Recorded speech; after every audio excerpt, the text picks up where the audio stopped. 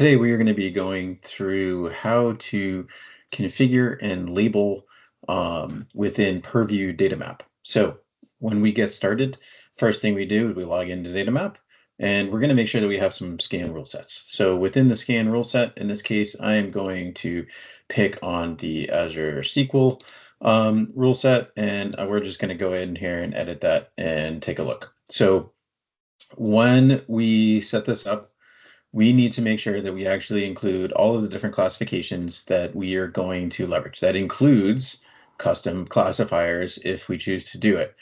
But I'm going to point out here, right, that for instance, one of the ones that we have in here is for credit card numbers. So I'm looking for credit card numbers within this particular scan rule. Once I have that scan rule, when I actually go to perform a scan, in this case, I'm looking at the scan full SQL, and I can see that it's using that custom Azure SQL scan rule set. So since I know that it's scanning now the pieces that I'm most interested in, now I want to move over into another set of consoles.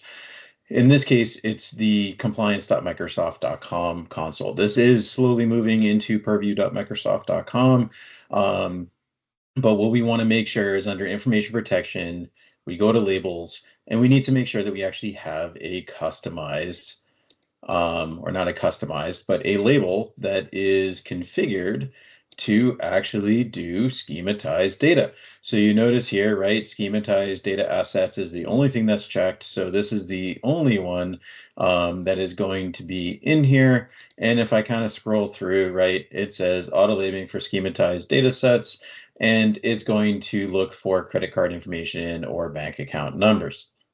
So I now have something that's going to go through and look for this information automatically and try to apply the label. So the last thing I just need to do is I need to actually create the specific policy that states whenever I am looking at either critical data or sensitive schematized data, both of which are looking only at schematized data, then I will apply this critical data for structured data store, or I will use this particular policy and then apply the specific label based off of what they're looking for. This critical data one is looking for a lot of different pieces. We're not looking at that right now, but the only one that's looking at the credit card information is the schematized data.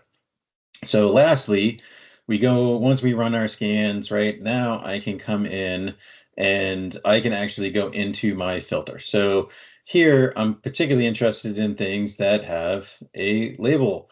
So I go right down to sensitivity labels, and you can see right here, boom, sensitive schematized data. This is the one that we were looking for.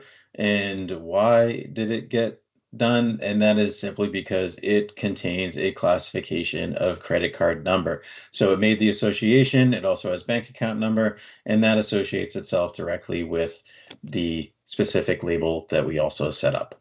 All right, that is it. Certainly, if you have any questions, do not hesitate to reach out to Spyglass. Happy to help you in all of your Purview needs. Thank you.